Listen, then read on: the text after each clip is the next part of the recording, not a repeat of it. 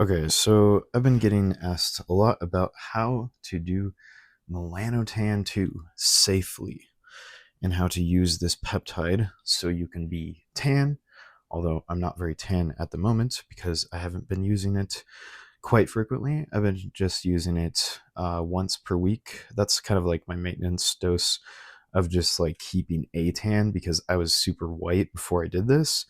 So, Melanotan 2. You got your Melanotan 2.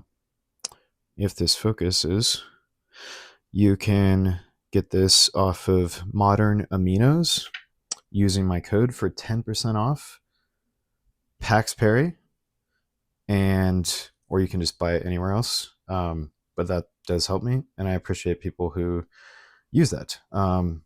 Bacteriostatic water. You want to. Sorry, this thing probably doesn't even focus, but you'll get your bacteriostatic water. This comes in 30 milliliters per vial for this. And so you're going to want to wash your hands. Always wash your hands before you do any of this shit. So wash your hands with antibacterial soap. And then you are going to take an alcohol swab. And you're going to take this out. You're going to wipe this off, the bacteriostatic water. You're going to wipe your dry Melanotan 2 peptide vial off with the alcohol swab. And then you are going to take a larger syringe. I'm using just the 3 milliliters total of 1-inch 25 gauge for drawing out of the vial.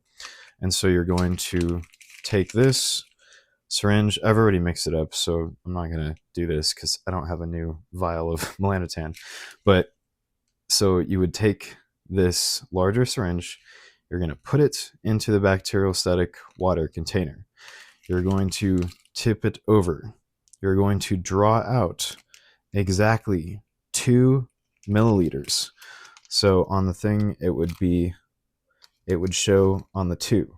Okay, 2 milliliters of bacteriostatic water. This is just what I do. You can do 1, but you would have to do the conversion differently. So 2 milliliters bacteriostatic water. Then you're going to take that syringe full of bacteriostatic water, 2 milliliters. You're going to put it into the dry Melanotan 2 peptide container or vial, however you want to call it. And you're going to slowly let the bacteriostatic water get into the fresh vial of Melanotan 2.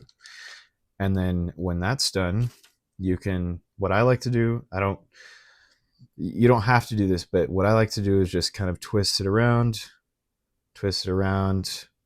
Don't shake it because that might damage the peptide.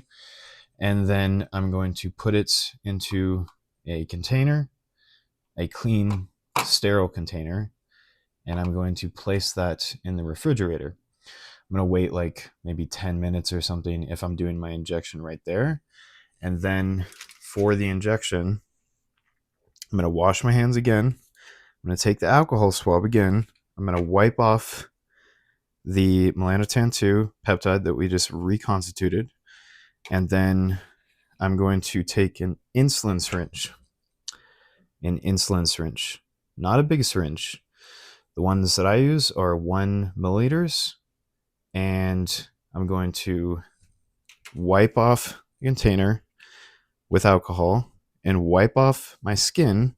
For example, if I'm doing it in my stomach, sometimes I do upper glutes, but stomach, sometimes I would recommend rotating injection spots to avoid scar tissue. So there's that. And then I'm going to put the insulin syringe into the Melanotan 2 container, and then I'm going to draw out my dosage, which would be to the 5. You could do 10, but I would recommend starting out with 5. So on an insulin syringe, it would be half of the 10.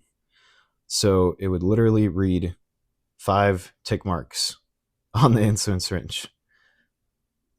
So half of the 10.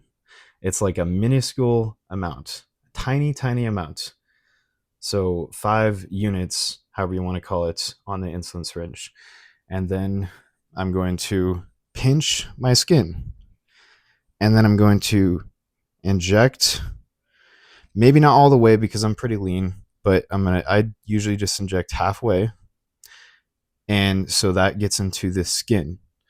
Melanotan, um, it can be intramuscular, but I would just recommend doing Melanotan 2 under the skin.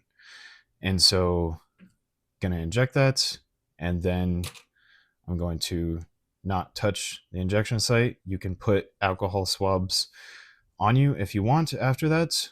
But if you wash your hands correctly and use the alcohol swab, you should never, ever have an issue. So that is my way of doing Melanotan 2. I hope you enjoyed.